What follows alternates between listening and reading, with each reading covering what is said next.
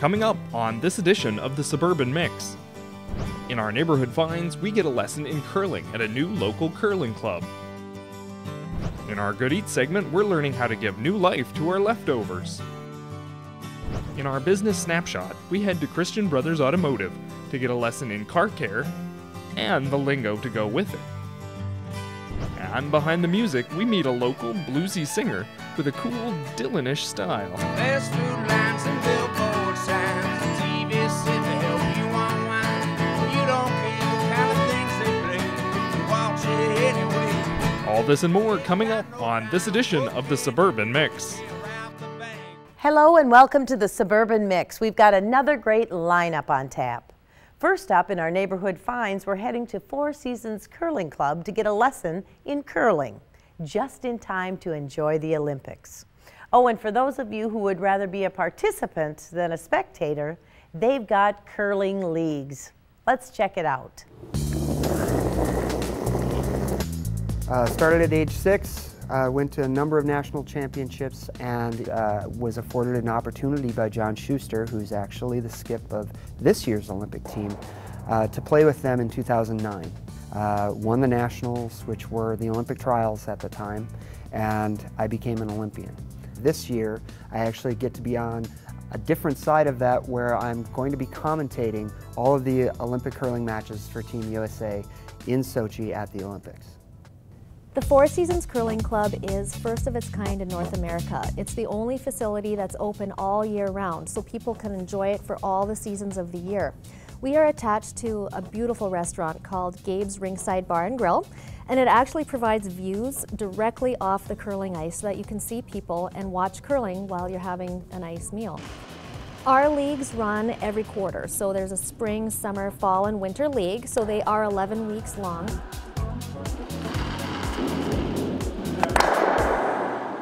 I am with the ice technician, Todd Burr, who's also a world-class bronze medalist in curling. Why don't we start with just what are the basics of curling? Sure. The game is just played between two teams of 4 players, and they deliver a total of 8 stones each team. And you try to get your stones closer to the center of the rings called the house than your opponent. And you get a point for every stone closer than any opposition stone. What are the names of the players? The first player on the team is called the lead, then the second, the third, and the skip is the captain of the team. They kind of like the quarterback of the team. They direct the game. So the lead will always deliver the first 2 stones for his team, then the second delivers, then the third, then the skip delivers the last 2, and you alternate with the opposition. So your team lead throws, then the opposition throws, then your lead throws their next stone, and you go up through the order that way. When you're not delivering a stone, the other 2 players are sweeping the stone. And the sweeping of the stone causes a friction on the ice, actually warms the ice, and that helps drag the rock further along its path and also run straighter. Okay, so now that we kind of know the basics of this, Todd, can you give me a lesson in how to throw the stone? Sure. You want to start with the stabilizer, which you're holding there. That's the device that you slide with when you deliver the stone, helps keep your balance. Little crutch. You're going to step into the hack with your left foot. And you're going to step onto the Teflon slider, which is very fast. And then grab put the stone, okay, and the stabilizer. You come to a backward press. You drive out of the hack with your back leg. Yep. Okay, here goes.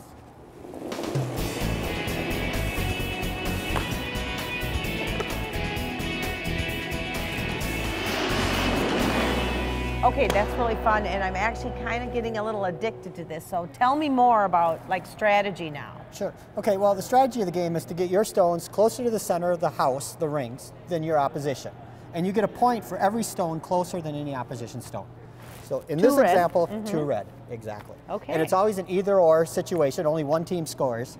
So if the yellow stone had been the closest, the yellow team would have gotten 1, red gets nothing. Okay. The scoring area is the house, the 12-foot ring. The bullseye. Yep. But the playing area is the rectangle, and that's the back line here, the 2 side lines, and the hog line. Okay, and the hog line is the black line. Right. Right. And that's also the foul line when you're delivering. You have to release before that line. So each team throws 8 stones per end, which is like an inning in baseball. The game in the Olympics will be 10 end games. And so it's just whoever has the highest score after 10 ends wins the game. There's always a team that has an advantage of throwing the very last stone in an end or inning. That team changes based on who scores. So if you score, you give up the hammer or the last rock for the following end. So curling is a very social sport, and during the Olympics this February, we are ramping up our Learn to Curls. Friday nights and Sunday afternoons, they're only $10 a person, they're for 2 hours with highly trained instructors. You can bring a drink out onto the ice and enjoy yourself. We're also going to be having Olympic viewing parties where people can come to Gabe's and watch what's going on in the Olympics right from our facility. My goal and vision, number one for this place, is to continue to expose as many people to curling as we can, because it's such a great game, it's such a social game, it's a family game, it's a game for communities. For more information about leagues, practice times, and events, check out the Four Seasons Curling Club at Fogarty Arena in Blaine. You can call 763-780-3328, or you can go to the website at fourseasonscurlingclub.com. Well, right now in our Good Eat segment, we're going to learn a couple of easy ways to doctor up leftovers. Now with me today is Sarah Bloms, registered dietitian, nutritionist, and founder of the Everyday Table, and Polly Pierce, Chief and Integrative Nutrition Health Coach for the Everyday Table. Now these two ladies are going to cook up a couple of great dishes made from typical leftovers. Welcome. Hi, thank you. Well, I appreciate you guys coming in, and let's begin first of what is the Everyday Table? The Everyday Table was created last year, and it was a way to get people to reconnect with the kitchen, reconnect with cooking with whole foods, and we reached out to young families, young professionals, and people who just want to incorporate more whole foods into their daily lives. Great, and I know you have a lot of services that you offer, and one of them, of course, is community education classes, which is where I found you two ladies, because you're teaching a leftover class. Yes, we have an upcoming class. It's a really great way to experience what we're talking about. We're going to make some really delicious recipes. People get to try it, they get to smell it, and they get to really learn some great information from a chef and nutritionist. Which is great. Well, the stuff that you brought today looks fantastic already, and we haven't even made it. But Polly, maybe you can start with our soup that we're going to make. Yes, we're going to make a chicken korma soup using leftover roasted chicken. And we're going to start by heating our pot over a medium heat, and we're going to add canola oil. It's about a tablespoon of canola oil. Just sort of swirl that around a little bit, coat the bottom. And then we're going to stir in onions. It's 1 onion. And some chopped ginger. Ginger is really great to store it in the freezer. It lasts, you can have it up to a year. Really great pantry item. It's actually great for nausea. We've got some garlic.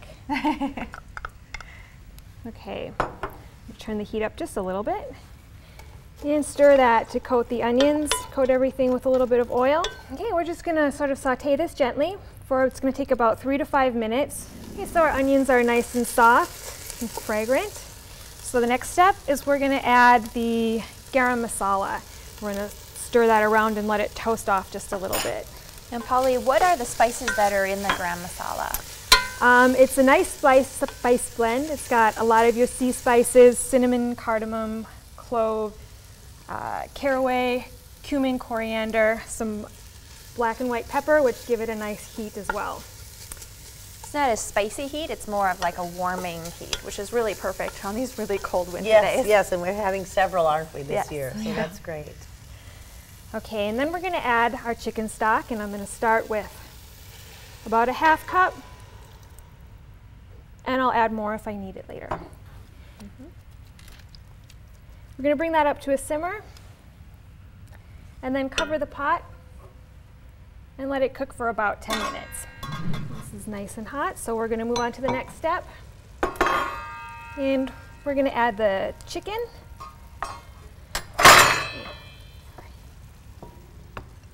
About 3 cups of shredded chicken. Well, it smells great, and you know, everyone always has chicken for something, and then you have it left over, so I think Exactly. that's great. Yep. And then she's adding some frozen vegetables here. So it's a great way to add those frozen vegetables. Frozen vegetables are a really great money saver, they're inexpensive, and they're in season all year long, and they actually have more nutrients in them than the vegetables that you're going to find in your produce aisle, because of the time that it takes from your produce from it being picked and traveling to your grocery store and for you to bring it home, nutrients are lost along that whole way. So frozen is immediately frozen after picking, so it has the most amount. And I can see that I'm going to need a little bit more liquid in this, so I'm going to go ahead and add some more chicken stock. And then I'm going to cover this again and let it heat until the chicken and the vegetables are thoroughly heated. Okay, so it's been about 5 minutes. This is nice and hot. So I'm going to pull it off the burner to finish it. Let me turn the heat off. Looks like soup. This, add the almonds. So she just ground the almonds. You can either do it in a coffee grinder, you could do it in a food processor, you can even put it in a plastic bag and bang it with a pot, and it should ground them up. That's great. And the reason I pulled this off the heat is because if it's too hot when you add the yogurt, it's going to curdle the yogurt. So, Not a good thing. no. It's not very pretty, but it happens to the best of us. And that's in That's how you- substitute for like a whipping cream or any of those. Yeah, sorts of whipping things. cream, coconut milk. Yeah. Yep, so it adds Better kind of for the you. creamy consistency, but it's higher in protein, less in fat. It's a little Great. healthier. That's what we're looking for. Yep. Okay.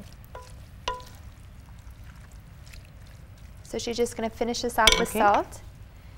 All right, you flavor it and you're done. Yeah, that's it. Well, great. Well, you know what? It smells delicious. I can't wait to try it. But for time's sake, thanks to TV, let's get on to our pesto.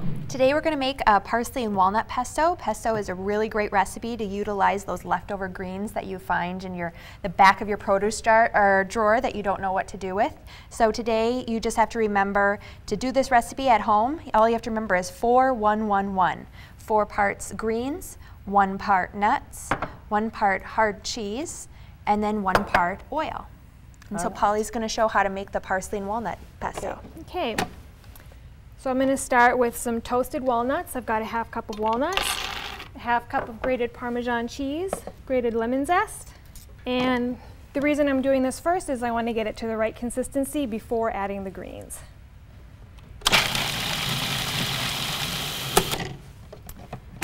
So if you overblend your greens, you'll turn them brown. So I'm going to add some parsley leaves, a little pinch of salt, maybe 2 pinches. And then as that blends up, I'm going to start to drizzle in the olive oil.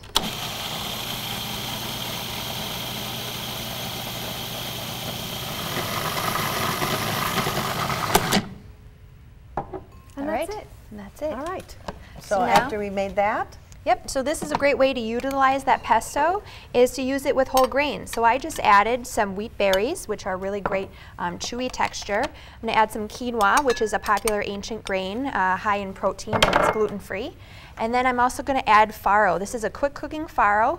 It cooks in 15 minutes, so it's a faster option than just your standard brown rice.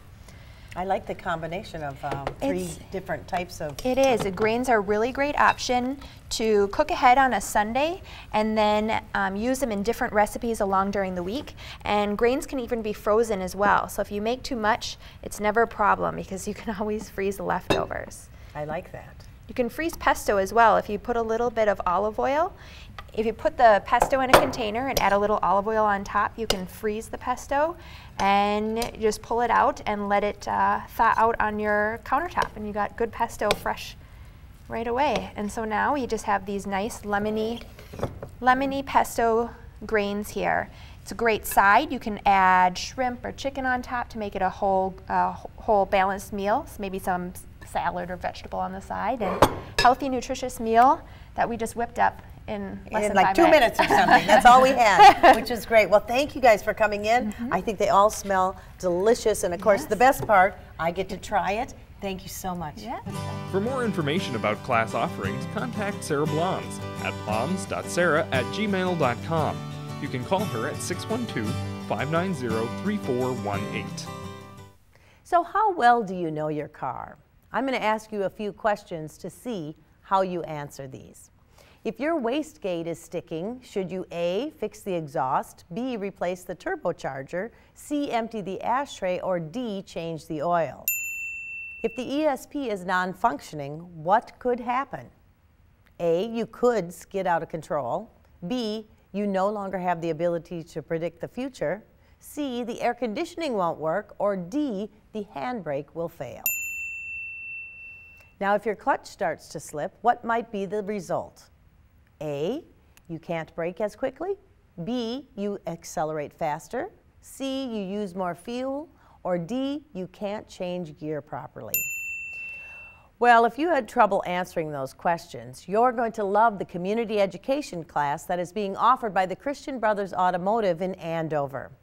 We went and checked out the new car repair center and got a quick lesson in basic car care and automotive lingo that you're going to be able to get when you go to the community ed class as well. So let's check it out. Well, you may think this swanky lobby is in a hotel, but actually it's part of Christian Brothers Automotive lobby or greeting area. And what's really neat is this is a new franchise in Andover that's owned by some local residents who actually have lived here a long time. And one of them is right here. Hi, Ginger. Hi, welcome to Christian Brothers Automotive.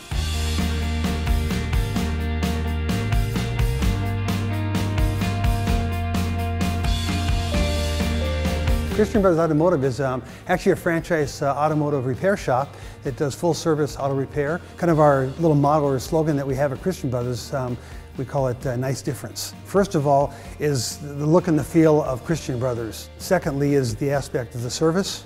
We tend to provide just top-notch quality service. We have excellent technicians. We also have an outstanding warranty. It's a 2-year, 20,000-mile warranty, but it's not whichever comes first.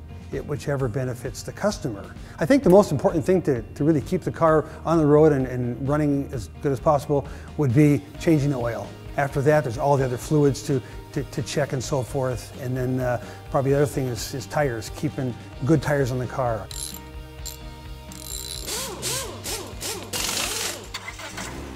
The first thing we're going to do is looking at the basic fluids of the car. So number one, that we mentioned before, is checking oil.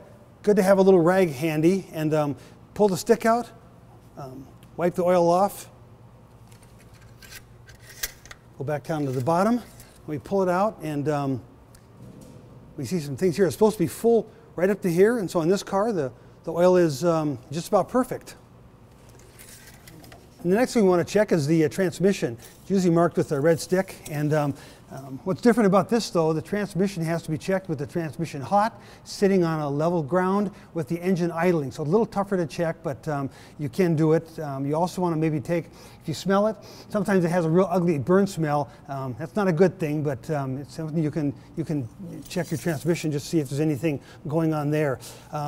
Back here is the brake fluid. You can look down the filler neck here. It's also mostly times a clear container here, and so you can see where the brake fluid is right here, and you want it to be right about at that level here.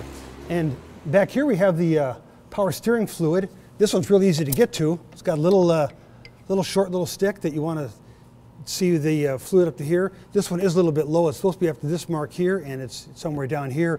Sometimes the power steering is buried way down in there, but this one, again, is pretty easy to get at. Over here is the engine coolant. You want to make sure that you put fluid in the reservoir here and not the actual radiator cap, and first of all, never open this hot because you can have coolant coming out of there that can be hot and can almost explode out of there. So there's two little lines on here that says hot and cold. You want to fill it up. If it's cold, measure to the cold line. If it's hot, up to the hot line. So, and then the radiator will suck the coolant back in after it shuts off. Over here's the battery. The average person is not going to check anything with the battery as far as voltage, but the main thing to check for is that the connections are tight, and also that there's no corrosion. Sometimes we take a look at batteries that come in and there's this green fuzz growing on them. We call that a science experiment. And you want to make sure that the battery is at least clean, and then have a technician, if like your mechanic, check the voltage and so forth and see if it is charging. That's all the fluids that on top here. The second thing that we want to check for, and this is It's always good to have a flashlight when you're going to take a look, but looking for checking your belts and hoses, and a flashlight's good to have. This big belt over here, it's called a serpentine belt. If you follow it, it's got about 8 different turns in it, serpentines all over the engine. You want to make sure that it's not frayed on the edges, and you can see on the groove part here, sometimes there'll be little hairline cracks. This one isn't too bad, but if they get real bad, you'll see big cracks in the belt. The hoses, the easiest one to look at is the radiator hose up here. If they get real spongy and soft, it's a sign that they might be wearing out. Although also you can look for any antifreeze leaking here or here. Take the flashlight and just kind of walk around the engine, look for any coolant up by the radiator that might be leaking. On the side you can see the power steering that might be leaking and so forth. In fact, we do see a little puddle of green antifreeze right down in here. So there's a couple little hoses down here. The water pump is right here. Something is leaking on this car, and if it leaks a lot, you could be in trouble and lose some coolant. Okay, the last thing we want to look at is just looking at our tires and tire pressure. First of all, to check your tire, you need some type of tire gauge. This is a little dial gauge, which is easier to read than a little pencil gauge, and then some type of air source. Most are going to have a little fitting like this on there. Unscrew the cap on the valve stem. Check the pressure. Now it's about 28 pounds. Kind of push hard on the back side of this so air doesn't leak out. Usually, most tires take about 34 pounds of pressure. That's about 34 and a half, somewhere in there, so we're good to go. The other thing we want to look at is tire tread. Tire tread is measured in 30/2 of an inch, and I think the minimum is 3/32. There's a little wear bar that you can find somewhere in the tread, and it's a little bump. When that bump is even with the tire tread, you're down to about 3/32. If you take your finger and you can't feel any tread, you probably don't have any tread left, and it's time to replace your tires. I think when someone comes in, we want them to feel like they're part of the family. They get treated kindly. We don't use technical jargon, but we just talk one-on-one and let them know maybe with their car, some issues they have in their car, and how we might help them fix that. For more information about car care classes or to check out their services, go to Christian Brothers Automotive, located in Andover. You can call them at 763-427-7272, or you can go to the website at christianbrothersautomotive.com. Well, on today's Behind the Music, it gives me great pleasure to introduce you to 2 local artists who both graduated from Anoka High School. Their names are Kevin James Pertinen and Tony Como. I welcome you guys. Thanks for coming. Thank you for having us. All right. Well, you know what? Let's start at the beginning and tell me a little bit about how the 2 of you got together. We met back at Anoka High School, and I was playing music in the halls, and I could hear him playing Irish music here and there, and over our love of music and coffee, I think that kind of brought us together, and here we are today. Now, I was wondering, you had mentioned earlier, and you sort of resemble an artist named Bob Dylan, and I wondered if he had any influence on your background. I think I might be his illegitimate son. But in all seriousness, no, he was definitely a big influence on my music and writing lyrically. I mean, he's one of the great American writers, I think, of this generation or of all time. In my opinion, that is.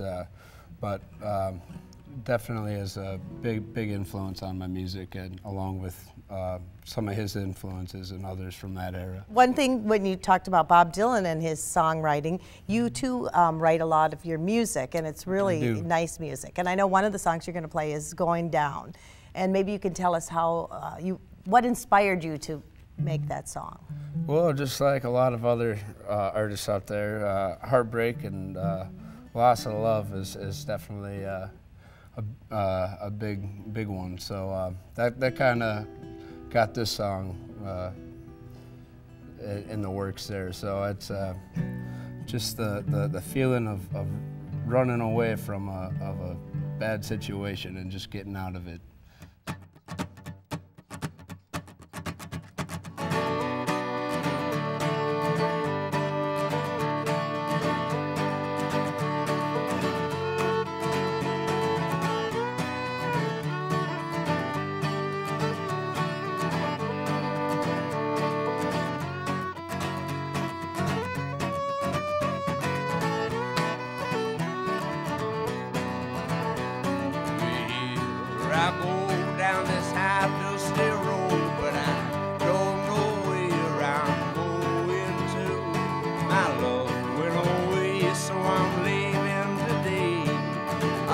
I can say is that I'm leaving. I'm going down, down, away from this place. And I close my eyes, I see your face, and I cry, cry, but I can't stop the pain, and the teardrop fall out the driving rain. So I'll catch the next train out of here, with the songs at my back as I follow the tracks. But I ain't looking back no more, no more. The time ticks by and the day turns to night, but I can't shake the sights from my mind. No, no, I'm going down, down, away from this place. And I close my eyes, I see your face, and I cry, cry, but I can't stop the pain, and the teardrop fall out the driving rain. So I'll catch the next train out of here. Hey!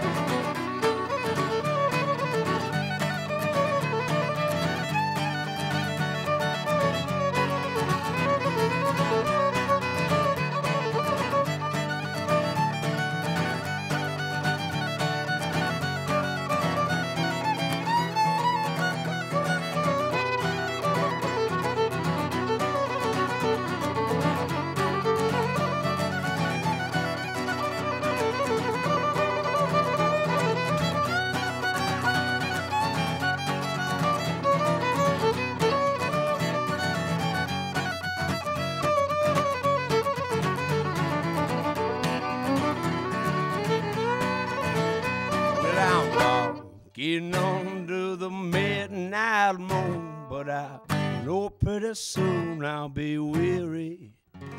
Well, I'll need to find a place to take my rest, knowing I did my best just to love you. I love you. I'm going down, down, away from this place. When I close my eyes, I see your face, and I cry, cry, but I can't stop the pain, and the teardrop fall out the driving rain. I'm going down, down, away from this place. I close my eyes and I see your face, and I cry, cry, but I can't stop the pain, and the teardrop fall out the driving rain. So I'll catch the next train out of here. No, I won't be back this way for you.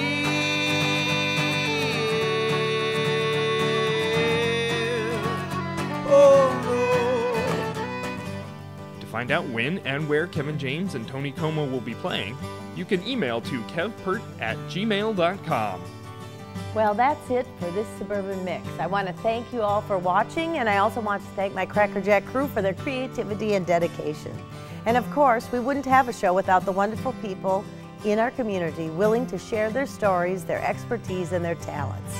So as I say goodbye, let me quickly add that if you're interested in learning more about anything you've seen on our show, or if you want to watch our show again, you can see the entire program streamed online at qctv.org/Suburban Mix. Until next time, you count your blessings. I'm Jane Ubel, and we're sending it back to the cool dude, Kevin James, to play us out. Bye-bye. Take one step back and look around.